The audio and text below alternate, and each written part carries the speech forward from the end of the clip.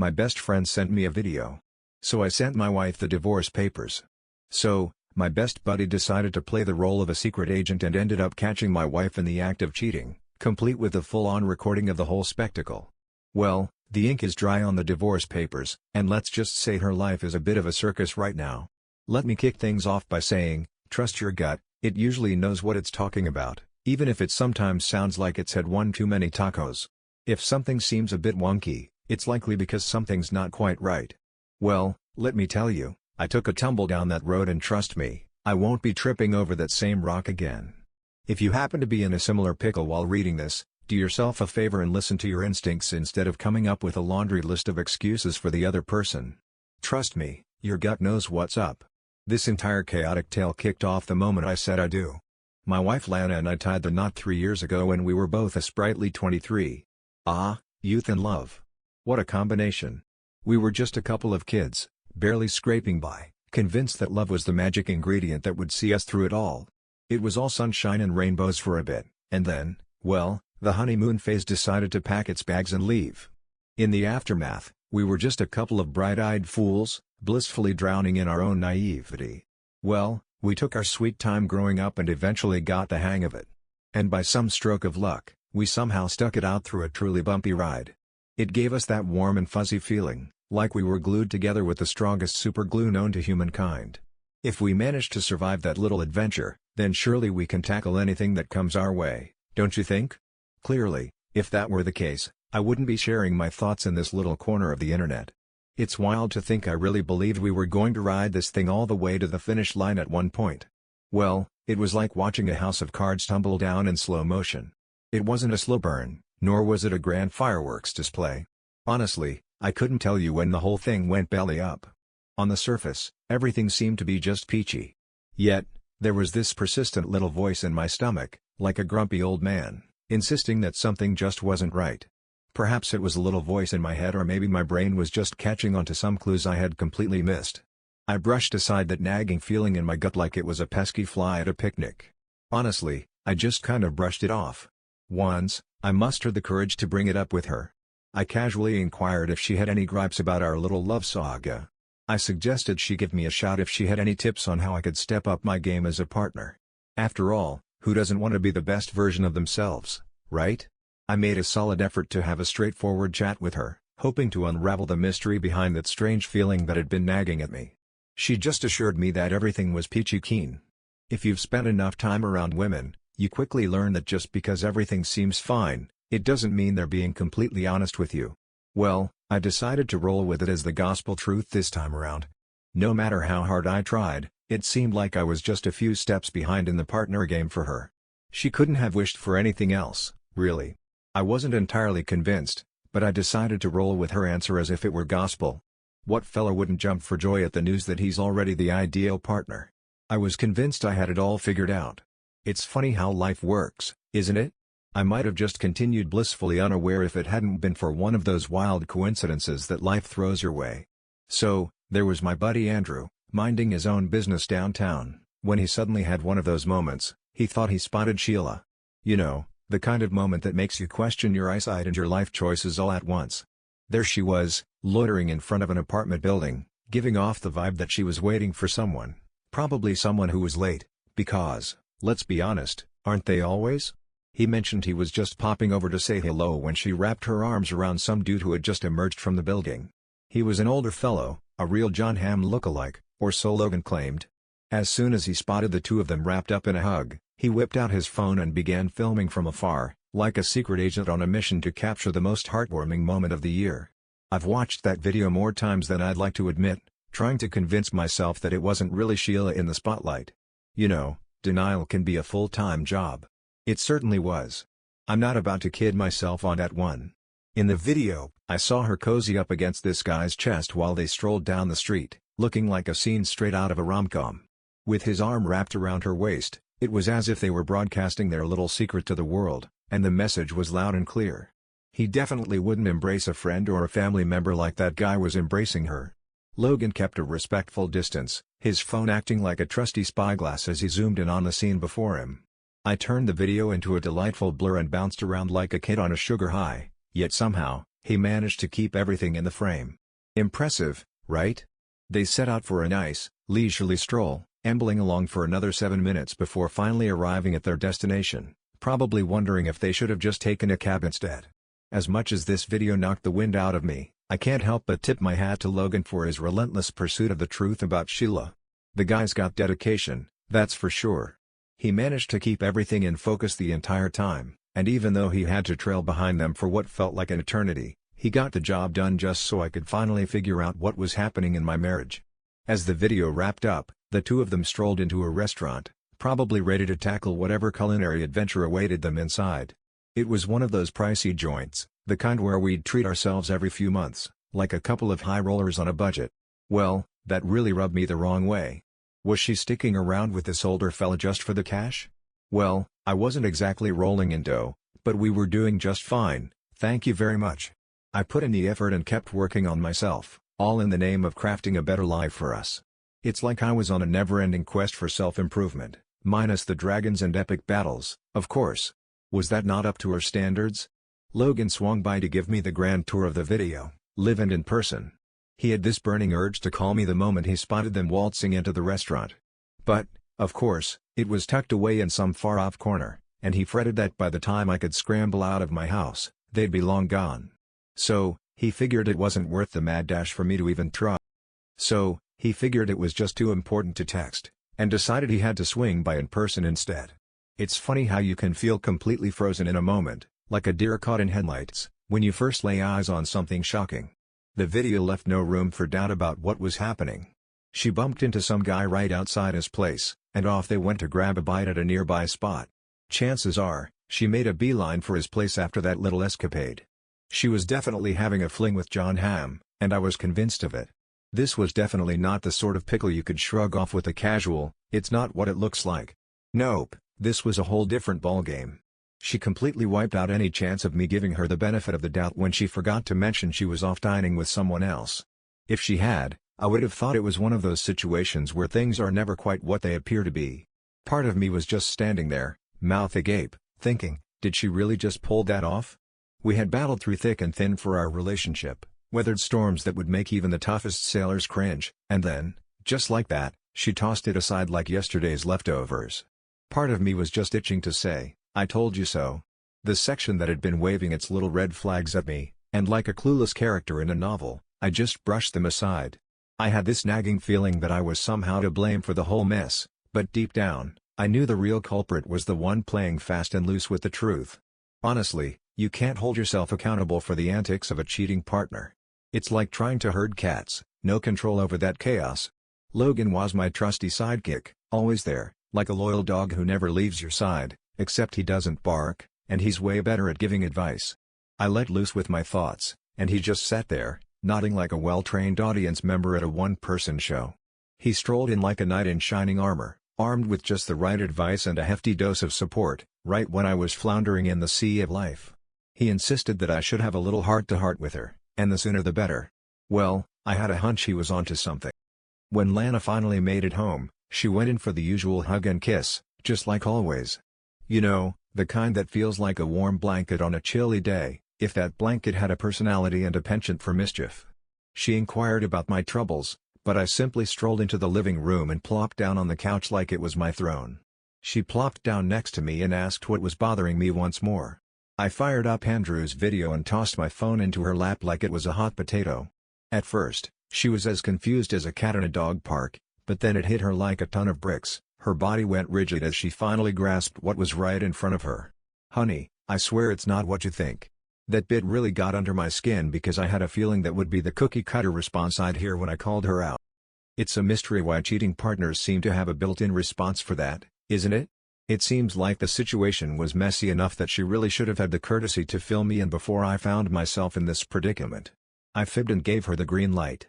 I was all ears, ready to witness her grand performance of wriggling out of this pickle. She stumbled over her words for a moment, finally managing to mumble something about him being an old friend and how, by some twist of fate, they just happened to cross paths. She insisted they were merely having a chat and popped into the restaurant to catch up, claiming it wasn't quite the scene it appeared to be. I inquired about her ease around an old friend, curious about the secret sauce behind their cozy camaraderie. They were practically glued together on the street, and let's just say the guy had a firm grip on her backside in the video. Words seemed to have taken a vacation, leaving her in a silent standoff. How could it possibly not look like that? I told her to knock it off with the nonsense. It wasn't exactly a case of serendipity that brought her to him. Logan spotted her loitering in front of the building, like a cat waiting for its human to return home. So, I couldn't help but ask how she ended up being old pals with a guy who could practically be her dad. She stumbled over her words a couple of times, trying to explain, but the explanation just wouldn't come out. She gave it her best shot to spin a tale, but let's be honest, the pressure was on, and her creativity was taking a coffee break. Nothing convincing was coming out of her mouth that day. After a few seconds of wrestling with her thoughts like a cat with a particularly feisty mouse, she finally gave in, dropped her head into her hands, and let the tears flow like a leaky faucet. Her tears were like a light drizzle on a sunny day, barely noticeable and certainly not enough to ruin my mood. I could tell she was as guilt-free as a cat that just knocked over a vase and is now pretending to be completely innocent. She was in a full-blown panic, convinced she'd been caught red-handed and that her attempts to cover her tracks had flopped spectacularly. Once she found her voice again, she skipped right over the apologies. She didn't bother to clarify anything or spill the beans on the truth. She glanced my way and casually suggested we chat about it later, as if the marriage she just detonated was merely a minor spat that could be postponed. I didn't shout or curse. I simply got to my feet and declared that I was finished with it all. If she thought our marriage was a punchline, I wasn't about to hang around waiting for the laugh track to kick in. I strolled through the apartment, tossing my belongings into boxes like a seasoned pro, or at least, that's what I told myself as I tried to remember where I put my favorite socks. I mentioned to her that I'd be crashing at Andrew's place for a bit. She could totally invite her old friend over if she felt like it. She trailed after me like a shadow, insisting I was being a bit dramatic. She requested a moment to lay out her side of the story. I reminded her that I'd offered her a golden opportunity, and what did she do? She spun a web of lies, tossed out a few excuses, and then decided the topic was off limits. Classic move, right? Well, it seemed like she had tossed our marriage out the window, so I figured I might as well join it in the free fall. She let out a wail that could rival a banshee, but I just kept shoving clothes into the suitcase like a determined Tetris player. I was as mad as a hornet, but I kept my voice down. Who needs a scene, right? It was as if my anger had reached a level that was just too much to handle. I felt like a potato left in the pantry for too long, just sitting there, completely numb. She pulled out all the stops to keep me at bay. She pleaded, wept, and haggled like a seasoned negotiator at a yard sale. She assured me she'd improve, claiming it was just a fleeting lapse in judgment. That was the moment she finally admitted that things were exactly as they appeared. She had cheated, but for some reason, she didn't just come out and say it right away, which was, let's be honest, a bit infuriating. She casually mentioned deleting his number, or we could always pack our bags and move to a new city. You know, just a typical Tuesday conversation. As soon as she lunged for me, I whipped out my phone like a cowboy drawing his six-shooter and hit record. The last thing I wanted was for her to trip over her own words and claim I'd given her a whack. It's pretty clear who folks would put their faith in, isn't it? The camera? Oh, it barely fazed her. Not even a hiccup in her stride. There was a brief tussle, a bit of a dance, really, where everyone seemed to forget the rules of personal space for a moment. She looped her arms around my waist, attempting to yank me backward, while I wobbled like a tightrope walker, all the while ensuring the camera captured this delightful chaos. After a brief battle with her emotions, she threw in the towel and plopped down in the corner, tears streaming down her face like a sad little rain cloud. It was quite the sight, really, watching her lose her cool like that. You'd think she was auditioning for a role in a comedy, not just having a moment. Why is it that women cheat and then turn the tables, making you feel like the bad guy for not wanting to welcome them back with open arms? Us guys already have our fair share of worries about the past relationships you had before we crossed paths. Throw in someone you were close with while we were together, and it's like trying to solve a Rubik's Cube blindfolded. Now, that's something nobody should let slide, right? I continued to pack my things, all while my camera rolled on, capturing the chaos like a documentary of my own life.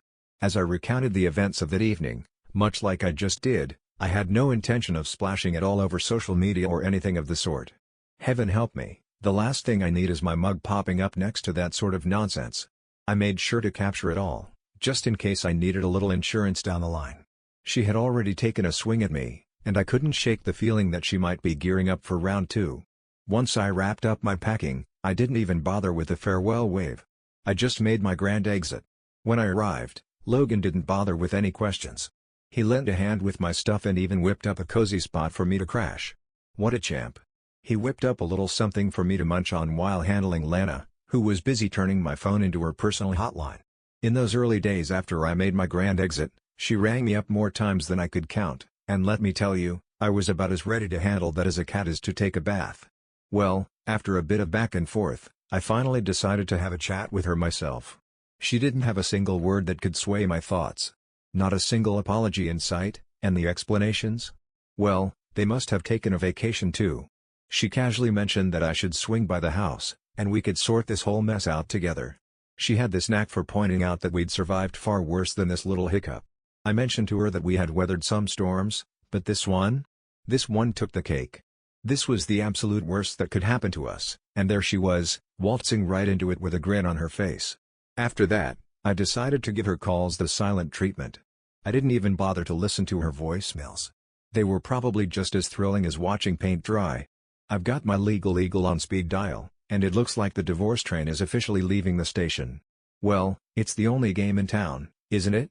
She's trying to play for time, but I've got the patience of a saint, ready to outlast her little game. She made it crystal clear that no signatures would grace any documents until we took a little trip to couples counseling first. That really tickled my funny bone. Why on earth couldn't she have suggested that before she had her little slip-up? Well, it seems we've reached the end of our little saga, and there's no more plot twists left to explore. Well, here we are, a glorious wreck of our own making, and all I can do is gather my scattered bits like a jigsaw puzzle missing half its pieces. You've nailed it, Up. Had a good chat, let her spill the beans, and gave her the floor to be real. And she opted for the classic combo of denial, deflection, and a good old-fashioned cry fest instead. Well, that certainly reveals more about her character than it does about you, doesn't it? Here's the latest scoop. Sheila had followed through on her promise to put the brakes on the divorce. She really thought about turning down the divorce papers when they were handed to her, as if they were a plate of overcooked broccoli instead of a life-altering document. After that, she really kicked up a storm about not putting her name on those things. I just shrugged it off like a pesky fly at a picnic. I wasn't exactly tapping my foot for the divorce to wrap up. I had no intention of joining her little charade. At long last, she decided to quit dragging her feet. It seems she realized that the divorce train was leaving the station, with or without her signature, and that not hopping on board would only land her in a much stickier situation. I was relieved we could finally turn the page, but she seemed determined to keep the plot twist coming for me. To kick things off, Sheila was as tight-lipped as a clam when it came to sharing any details about her sugar daddy. Turns out, that hurdle was more like a tiny speed bump than a mountain after all. So, I stumbled upon this dude online, sent him $50 via Venmo, and he somehow managed to use a picture and a building address to track down the guy. Talk about a modern-day detective, right? Can you believe it? Our Victor doppelganger was happily hitched and juggling the delightful chaos of two teenage kids. I fired off a message to his wife, letting her know about her husband's generous deeds, and of course, I attached the video proof for good measure. I had no intention of letting Sheila's little fling waltz off with my marriage like it was some kind of prize. Not on my watch. I had a twinge of sympathy for the wife and kids, but let's be honest, they deserved a whole lot better than this circus. I recall feeling a bit anxious about how his wife would react, since some folks out there would rather stay blissfully unaware. Fortunately, she was quite appreciative. His wife shot me a heartfelt message, overflowing with gratitude for the heads up. You'd think I just handed her the winning lottery ticket. Well, it turns out she had been in the know about her husband's little escapades for quite a while, and let me tell you, it was making her as happy as a cat in a room full of rocking chairs. However, this was the first time she had something solid to work with. She asked if she could use the video in her divorce proceedings, and I happily gave her the green light. It was a bit like watching a bad movie where the villains finally get their comeuppance, cathartic, really, knowing that Sheila and her partner in crime were about to face the music for their little escapade. I never thought their relationship would survive this twist in the plot either. Guys like John weren't exactly on the hunt for a serious relationship with women like Sheila. They were on the hunt for a sizzling young companion to spice things up a bit. And now that she turned his life upside down, he'd toss her aside like last week's leftovers. Isn't it amusing? It really feels like something Don Draper would pull off as well. The divorce wrapped up a few weeks back, and let me tell you, I'm over the moon about it. Well, for starters, I've finally escaped the clutches of that lady. On another note, Sheila's life has taken a nosedive. The divorce didn't quite turn out in her favor. The judge wasn't exactly rolling out the red carpet for her efforts to stretch things out right from the start. And then, of course, there was the little matter of infidelity. Well, there it was, video proof of her little escapade, and let me tell you, that was already a recipe for disaster.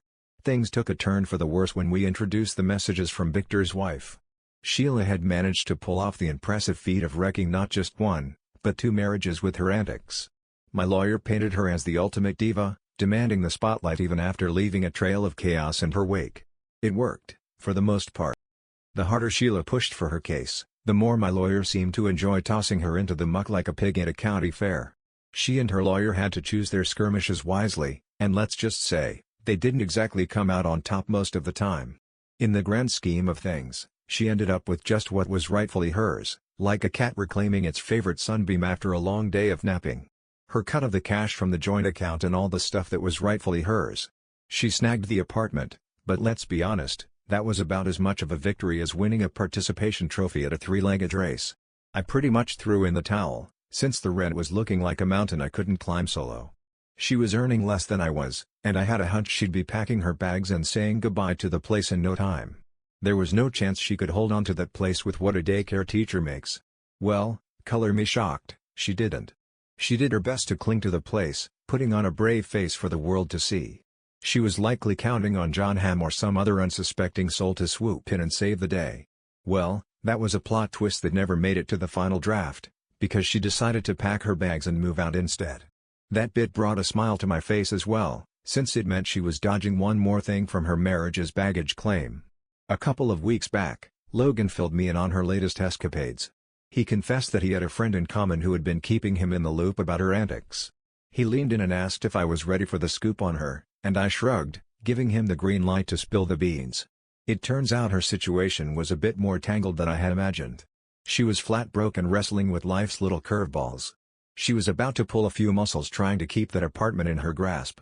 Now she found herself back at her mom's place, attempting to piece together her finances like a jigsaw puzzle with a few missing pieces. Well, that certainly caught me off guard. She didn't exactly have a vendetta against her mom or anything, but let's just say their relationship was more like a sitcom with a lot of awkward pauses. She mentioned that her mom had a knack for being a bit too involved, always poking her nose into things when they shared a roof. Her return to the old homestead was like a neon sign flashing, no other options available. I was feeling quite pleased with that, if I do say so myself. I was a bit taken aback by my lack of sympathy, to be honest. I was taken aback to learn that she had lost her job. Well, once Logan laid it all out, it actually started to make sense. Well, let me tell you, Lana had the delightful job of being a daycare teacher.